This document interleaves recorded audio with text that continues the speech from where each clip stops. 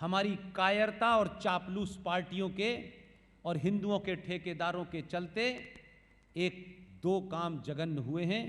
उसके बारे में आपको छोटी सी राय देके चाह रहा हूं।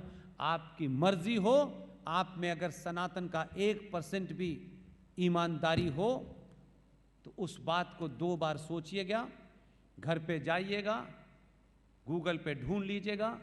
1991 में एक कानून बन गया, और कानून बना, राष्ट्रवादियों ने समझौता कर लिया था। कानून बना कि राम मंदिर को छोड़ करके देश भर में जो 40,000 मंदिर हैं, जिन्हें इस्लामिक आतंकवादियों ने यहां की संस्कृति, यहां की सभ्यता को कुचलने के लिए आधा तोड़ा, आधे पे मस्जिद बनाई, मजार बनाई। जैसे आपने देखा होगा काशी में, कि काशी में नंदी के सामने जो भगवान हैं उसे उठा करके कहीं रख दिया और उसके सामने मस्जिद रख दिए। ऐसे 40,000 मंदिर थे। आपके लालची नेता जो मुखौटे लगा लगा के घूमते हैं, बड़ा लंबा लंबा तिलक लगाते हैं, उन्होंने क्या किया? उन्होंने कहा ठीक है, हमें तो राम मंदिर चाहिए, सिर्फ बना दो। कानून बन गया। उस कानून के तहत पूरे भारत में 40,000 मंदिरों को ऊपर, उस कानून के तहत 15 अगस्त 1947 की उनकी यथास्थिति बरकरार रखी जाएगी और उनके ऊपर कोर्ट में कोई चर्चा नहीं हो सकती, कोर्ट में नहीं जा सकते आप। यह कानून 1991 में पास हो गया, हम चुपचाप बैठे रहे, क्योंकि हमें क्या लेना देना है? हमें तो इनको मूर्ख बना देना है भारत माता की जय करके। इनके कंधे पे हम पहुंच जाएंगे, फिर उसके बाद मूर्ख बनाएंगे। लेकिन 2014 से यह सिलसिला रोक दिया आपने, इसलिए बहुत सारे लोग बेरोजगार हो गए बेचारे।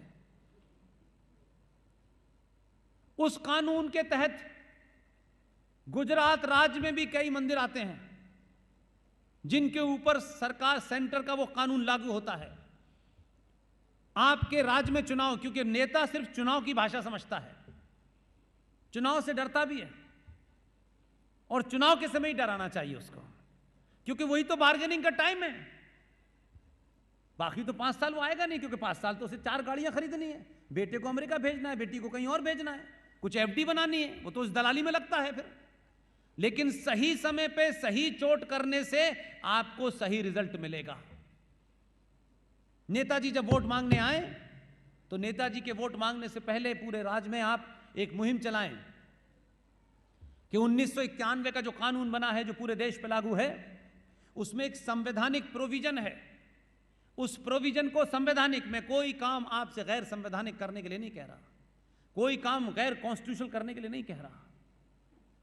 मेरा मकसद आपको भड़काना नहीं है, मेरा मकसद है आप तथ्यों पे, तर्कों पे, लॉजिक के साथ अपनी बात को रखें, ताकि आपको कोई ये न कहे कि यार आप कैसी बेकार की बातें करते हो। भारत के संविधान की एक धारा है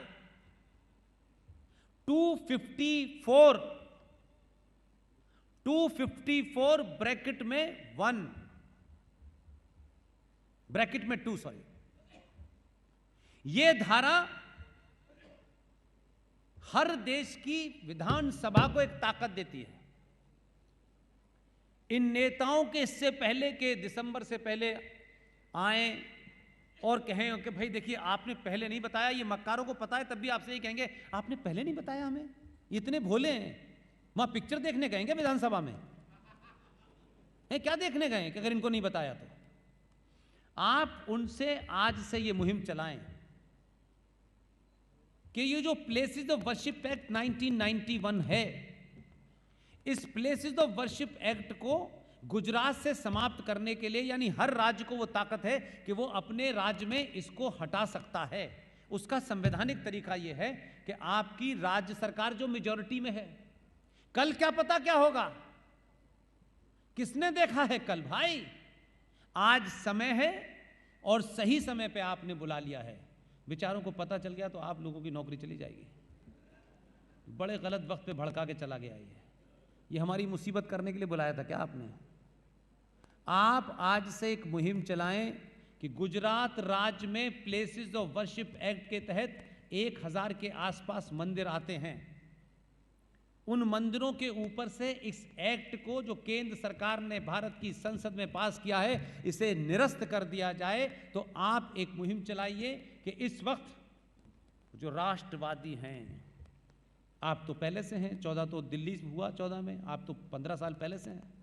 आप सिर्फ उनसे यह कहिए कि विधानसभा में एक प्रस्ताव लाएं, आर्टिकल 252 ब्रैकेट में 2, और उसके तहत प्रस्ताव पारित करें कि गुजरात की धरती पर प्लेसेस ऑफ वर्शिप एक्ट के तहत जितने भी मंदिरों के ऊपर वो केंद्रीय कानून लगा हुआ है उसके खिलाफ एक प्रस्ताव पारित करें, और प्रस्ताव पारित करके पूरे बहुमत के साथ दिल्ली भेज दें।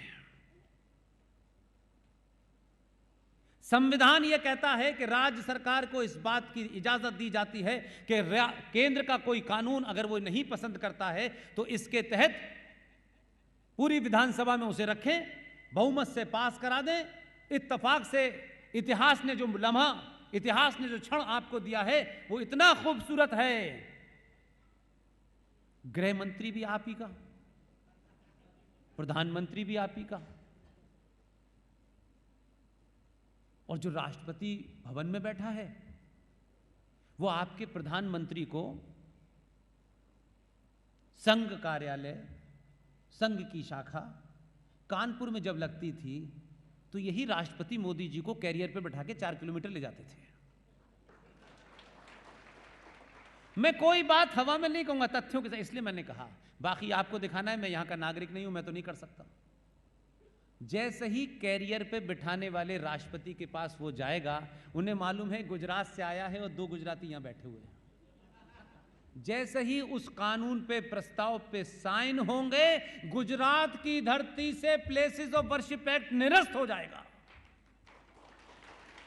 और आपके माध्यम से देश की हर उस विधानसभा में जहां राष्ट्रवादियों का यह कहना है कि हम मेजॉरिटी में हैं, वो अपनी विधानसभा में पास करा दें।